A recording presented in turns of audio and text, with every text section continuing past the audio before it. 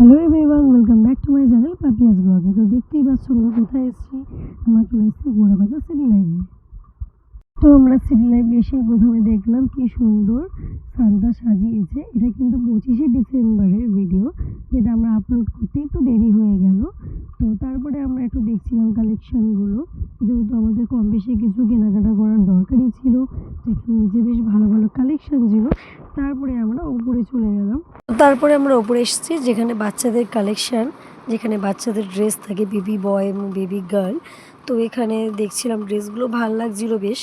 তো তারপরে এখানে দেখছি এই যে কারটা দেখতে পাচ্ছ, আর ওই যে ব্ল্যাক কালারের সোয়েটার পরা বাচ্চা মেয়েটা, ওই কারটা চালাচ্ছিল। এটা কারো নিজস্ব নয়, তো এটাই মলেই ছিল কারটা। তো চালাচ্ছিল, তারপরে আমার ছেলে নিয়ে ওর থেকে নিয়ে একটু চালালো। চালানোর পরে তো বাচ্চা মেয়েটা দাঁড়িয়ে মন খারাপ করছিল। আমি বললাম তুমি ওই গাড়ির পেছনের সিটে বসে পড়ো। তো তারপরে আমার ছেলে দেখো ওকে নিয়ে চালাচ্ছে, বাট ওর একটু কষ্ট হচ্ছিলো, যেহেতু ও ছোটো একটু বড়, তো ওকে নিয়ে টানতে পারছিল না। তাই ওকে একটু উঠিয়ে দিলাম যে ও একটু একা চড়ে নিক, তারপরে তুমি চড়বে। তো দেখো কি সুন্দর চালাচ্ছে আর খুব এনজয় করছে।